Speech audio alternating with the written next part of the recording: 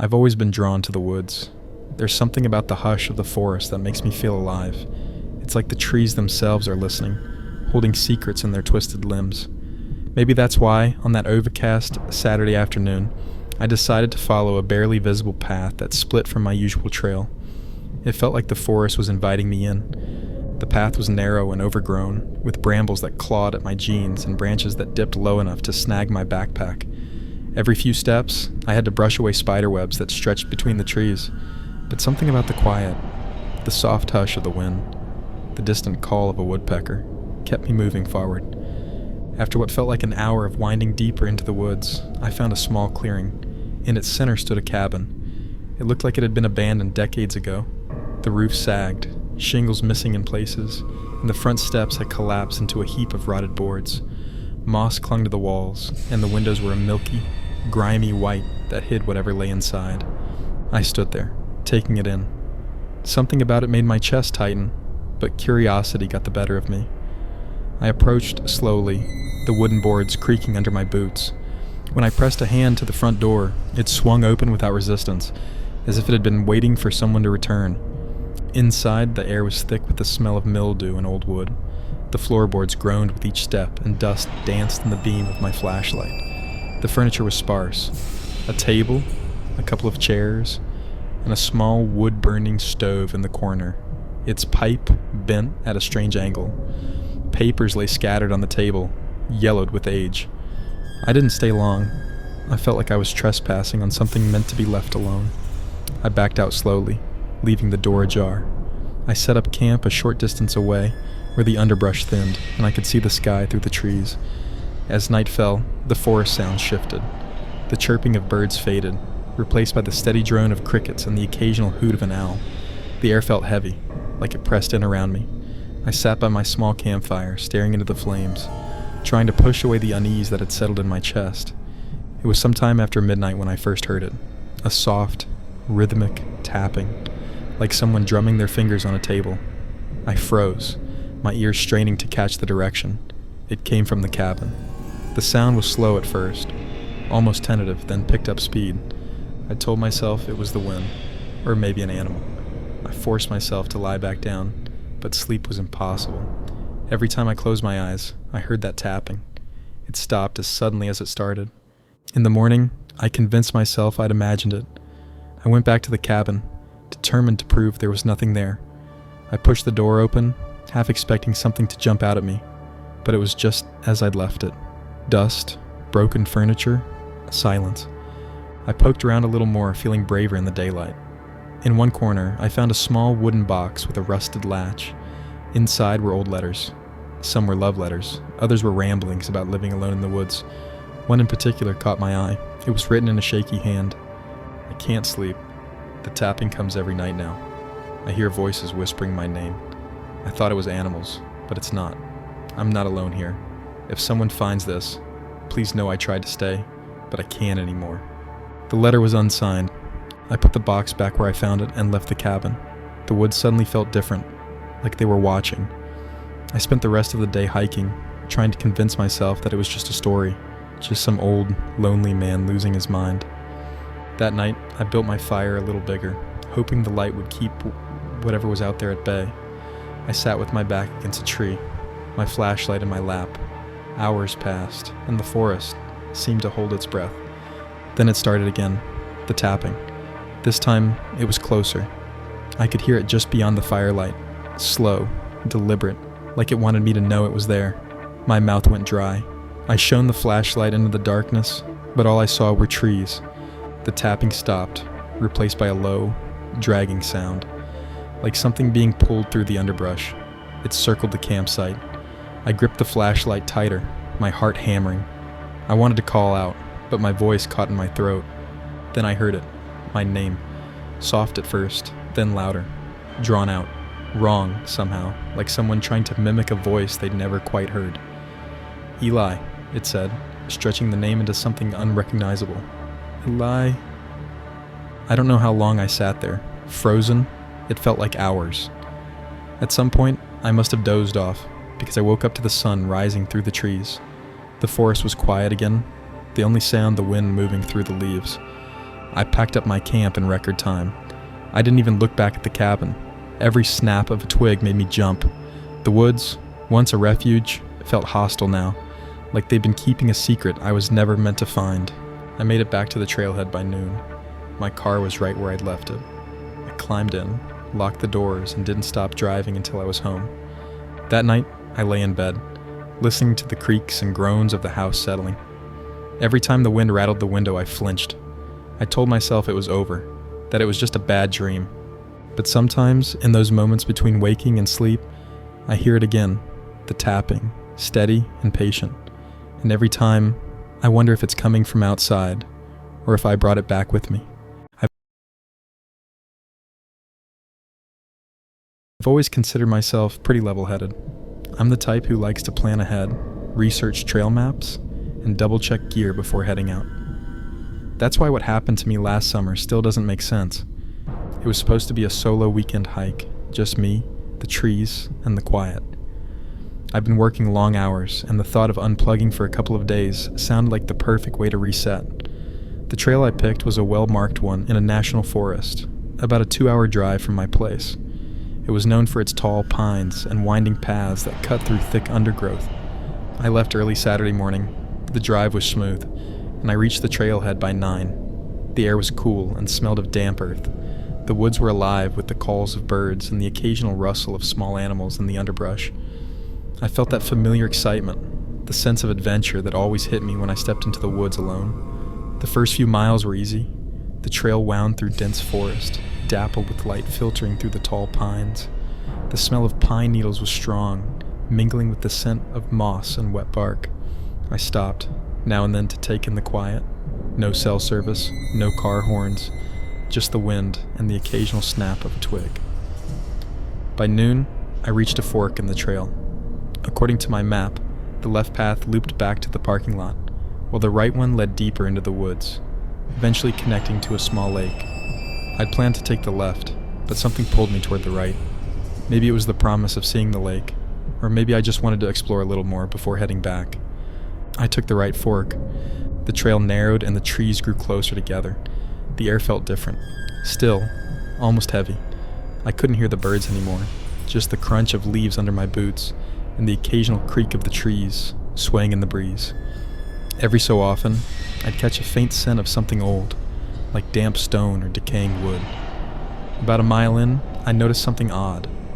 The forest floor was scattered with small, white stones arranged in little piles. Some were stacked neatly, like tiny cairns, while others looked like they'd been haphazardly dropped. At first I thought it was a marker left by another hiker, but as I kept walking, I saw more and more of them. They were everywhere, on fallen logs, tucked between roots, even balanced on low branches. I stopped to examine one. The stones were smooth, almost polished, like river rocks, but there wasn't a stream nearby. I thought about taking one as a keepsake, but decided against it. Something about them felt personal, like they were meant to stay where they were. The further I walked, the more I noticed the silence. Even the breeze had died. It was like the forest was holding its breath. My footsteps sounded too loud, crunching the pine needles and twigs beneath my boots. I started to feel like I was intruding on something. That's when I heard it. A faint sound, like humming. I stopped, straining to listen. It was high-pitched, almost like a child's voice, but distorted somehow. I couldn't make out words, just a wavering tone that drifted through the trees. I turned in a slow circle, trying to pinpoint the source, but the sound seemed to come from everywhere at once. A shiver ran down my spine. I told myself it was the wind playing tricks, but deep down I knew that wasn't it. I picked up my pace, my eyes scanning the trail ahead for any sign of movement. I tried to focus on the ground, but every few steps I caught glimpses of shapes between the trees, like figures half hidden in the shadows. Whenever I turned to look, there was nothing. The humming grew louder, and with it came a smell, sweet but cloying, like overripe fruit left out too long. I pulled my shirt over my nose and kept walking. My hands were shaking now, though I tried to steady them by gripping the straps of my pack. I don't know how long I walked like that. 10 minutes, maybe 20, before the trail ended abruptly at a dense wall of undergrowth. I checked my map, but it showed the trail continuing on. I tried to push through the bushes, but they felt solid, like a woven wall of thorns. I backed away, trying to retrace my steps. That's when I realized the stones were gone. I looked around, but the little piles had vanished. The forest floor was clear, just pine needles and fallen leaves. My heart pounded in my chest. I knew I hadn't imagined them. I turned in circles, trying to find the trail, but everything looked the same. Tall pines, dark shadows, and that sickly, sweet smell. The humming grew louder. I tried to move, but my legs felt heavy, like I was wading through mud. Panic rose in my throat. I wanted to run, but I couldn't remember which direction I'd come from. The forest felt like it was closing in, every tree identical to the next. Then, just when I thought I couldn't take it anymore, the humming stopped. The smell disappeared and the forest was silent again. My legs moved freely. I stumbled forward and almost tripped over a stone pile at my feet. They were back. I didn't think, I just ran. Branches scratched at my arms and face, and my pack bounced wildly. I didn't care. I ran until my lungs burned and my legs ached. I only stopped when I burst out onto the main trail, gasping for breath. The sun had shifted, and the woods were alive again with birdsong and the gentle sigh of the wind. It felt normal, safe. I stood there, trying to calm my breathing, listening for any sign of that humming, but all I heard was the forest, the way it had sounded that morning. I don't know how I made it back to the parking lot. The drive home was a blur, my mind replaying the humming and the smell and those stones. I kept telling myself it was just my imagination, that I'd been alone too long and my mind had started playing tricks. But that night, as I lay in bed, I heard the humming again, faint, like it was coming from outside my window.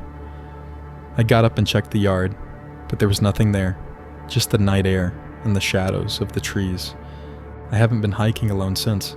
Sometimes I think about going back, trying to find that place again, but then I hear that sound in my head and I know I can't. It's like the woods let me go once, but they're still waiting, patient beneath the canopy.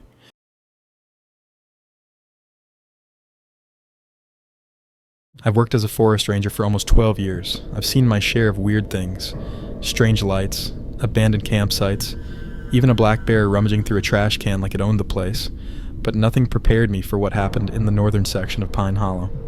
It was early fall, one of those days when the air feels crisp, but not too cold. The forest was a patchwork of reds and golds, leaves crunching underfoot with every step. I'd volunteered for a routine patrol on a lesser-used trail, a maintenance check mostly, fallen trees, litter, that sort of thing. The Watcher's Trail was one of the older paths in the park. It didn't get many visitors, probably because it was rougher than most, and wound deeper into the woods than some folks were comfortable with. I'd walked it dozens of times without a problem. I set out early, around 7 a.m., wanting to get a jump on the day. The radio crackled with updates from other rangers, but my route was quiet, no hikers on the log. I walked at a steady pace, stopping every so often to jot notes about trail conditions or check on markers. About 3 miles in, I found something odd, a pile of rocks in the middle of the trail. At first, I thought it was just a cairn someone had built to mark their way, but as I got closer, I saw it wasn't random. The rocks were stacked in a deliberate pattern, small ones at the bottom, larger ones on top, like a pyramid. I crouched down to inspect it. Each rock had a symbol scratched into its surface. A circle, a triangle, a line. I didn't recognize any of them, but something about it made my stomach twist. I reached for my radio to call it in, but static hissed through the speaker. I tried switching channels, but nothing worked. That wasn't normal. Usually, even the worst static let up after a minute or two. I decided to make a note and keep moving. The forest was still, the air heavy. Even the birds seemed to have fallen silent. Every footstep sounded too loud. I kept scanning the trees, expecting to see a hiker pop out from the brush. Nothing. A mile later, I came to a section of the trail where the canopy overhead blocked most of the light. The ground was damp, the smell of wet leaves thick in the air. As I stepped forward, I heard a rustling off to my left. I stopped, listening. Could have been a deer. I called out, "Hey there?" but no answer. I shrugged it off and moved on, but the feeling of being watched clung to me like a wet shirt. I told myself it was just nerves. Maybe the rock pile had rattled me more than I'd realized. That's when I saw it, carved into the bark of a tall oak, about chest high. A single eye, roughly drawn but unmistakable. The lines were deep, the wood still raw around the edges like it had been made recently. I leaned in close, running my finger over it. The sap was still sticky. I don't scare easily, but that got to me. I scanned the area, half expecting someone to jump out. Nothing but trees and shadows. I took a few steps back, heart pounding. My radio crackled. Just static again. I tried calling dispatch. Nothing. I took a breath, telling myself it was just a prank. Kids messing around. I kept moving. The trail narrowed, branches clawing at my sleeves. I kept my eyes down, looking for more of those rock piles or carvings. About 100 yards later, I smelled something. Something foul, like rotting meat. I stopped, scanning the underbrush. The smell came in waves, thick and cloying. I stepped off the trail, following the scent. About 20 feet in, I found it. A small clearing with the remains of a campfire. Around it, animal bones, scattered in a rough circle, some blackened from the flames, others picked clean. A tattered sleeping bag lay off to one side, ripped open, stuffing spilling out like intestines. I turned it over with my boot. Empty. No sign of the camper. I called out, "Hello? Ranger here?" But only the forest answered. The silence pressed in on me. I reached for my radio again. Still nothing but static. Something moved in the corner of my eye. I turned, but there was nothing. Just shadows between the trees. I couldn't shake the feeling I was being watched. I decided to get back to the trail, mark the site, and call for a search team once I got a signal. As I turned to leave, I heard a whisper, so soft I thought I'd imagined it. I froze, listening. It came again, a voice, low and strained, like it was trying to form words. "Don't belong." The hair on my arm stood up. I scanned the trees, but there was no one there. I backed away, my boots crunching leaves. The whisper came again, closer this time. "Don't belong." I turned and ran. Branches slapped my face, snagged my uniform. I didn't care. I ran until my lungs burned, until I stumbled back onto the main trail. I stopped, hands on my knees, gasping for breath. My radio crackled to life. "Ranger 2, status check." I grabbed it like a lifeline. "Ranger 2 here, code 4. I'm okay. Had some radio trouble. I'm heading back now." The dispatcher acknowledged. I didn't tell them about the voice, the rock pile, the eye. I couldn't. I didn't even know how to explain it. I made it back to the trailhead by mid-afternoon. The sun felt too bright, the forest too quiet. I signed out at the station, tried to focus on paperwork, but my hands shook. I kept glancing out the window at the trees, half expecting to see someone watching me. That night, I couldn't sleep. Every creak of the house, every gust of wind rattling the window made my heart race. I kept hearing that whisper, "Don't belong," over and over. I filed my report the next morning, leaving out the parts that would make me sound crazy. But I know what I heard. I know what I saw. I still patrol that forest, but I haven't set foot on the Watcher's Trail since. Every time I pass the turnoff, I feel eyes on me, like the forest remembers. And sometimes, when I'm out there alone, I think I hear it again. Faint, patient, waiting.